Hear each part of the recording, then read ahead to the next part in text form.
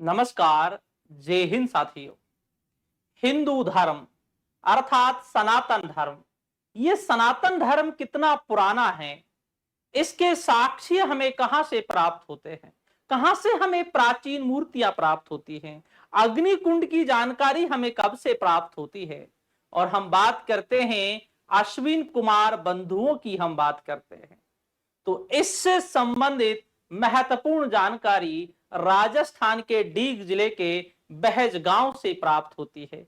अभी तक अश्विन कुमार बंधुओं की जो मूर्तियां मिली हैं, वे मूर्तियां अभी तक केवल वो ईस्वी के लगभग की प्राप्त होती है। लेकिन पहली बार अश्विन कुमार बंधुओं की मूर्तियां, जिनका महाभारत में भी उल्लेख किया गया है, उनकी मूर्तियां 200 ईसा पूर्व की इसी बहज गांव से प्राप्त होती हैं, जो डीग जिले में स्थित है, राजस्थान में।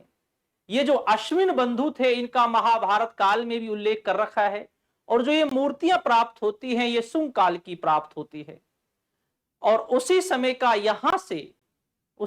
का यहां से अग्निकुंड भी प्राप्त होता है, जिससे पता चलता है कि जो ये सनातन धर्म है, सनातन संस्कृति है, ये बहुत पुरानी है।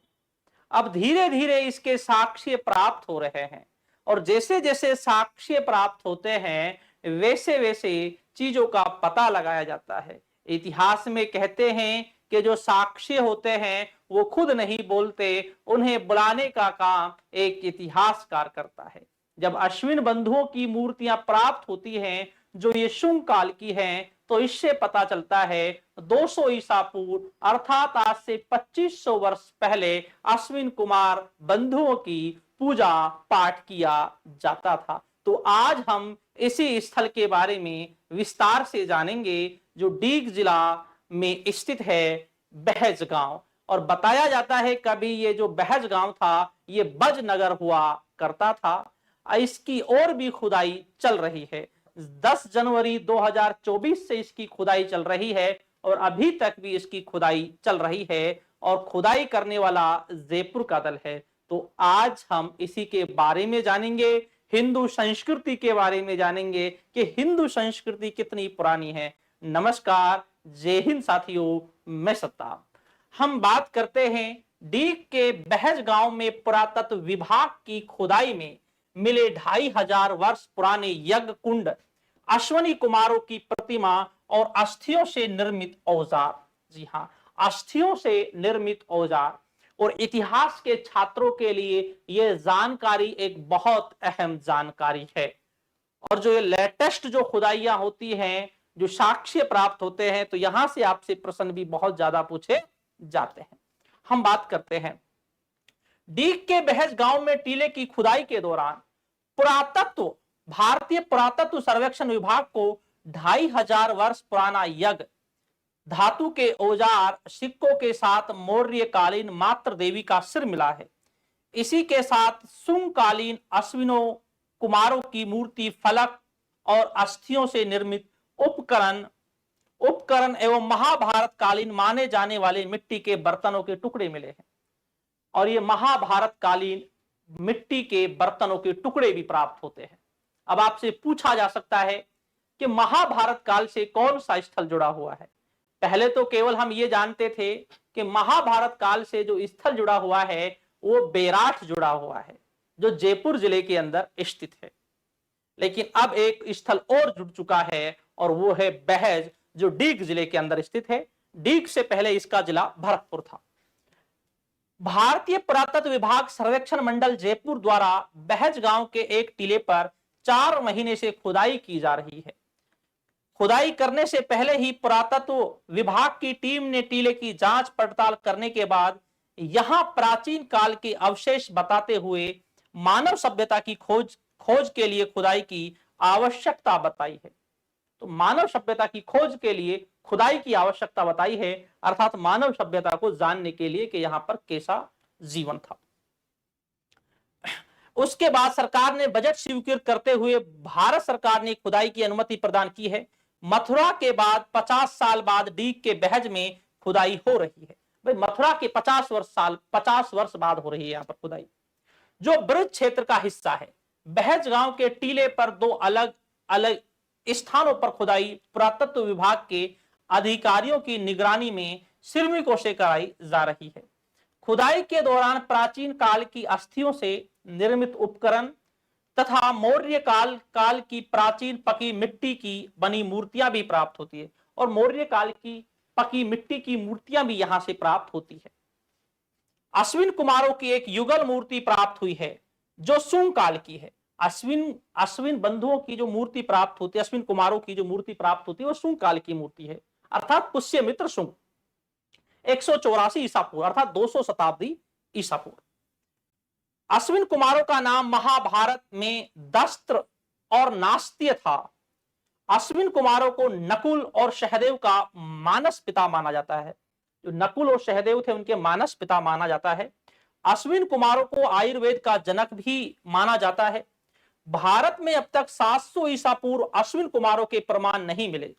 अभी तक 700 ईसा पूर्व के अश्विन कुमारों के हमें प्रमाण नहीं मिले हैं। लेकिन पहली बार महज बहज गांव में 200 ईसा पूर्व का यह प्रमाण मिला है। हजारों वर्ष पहले यज्ञ आदि धार्मिक अनुष्ठान होने के प्रमाण भी खुदाई में मिले हैं। हवन कुंड से निकली मिट्टी को अलग रखा जा रहा है, जिससे विशेष महत्व को की मानी जा रही है।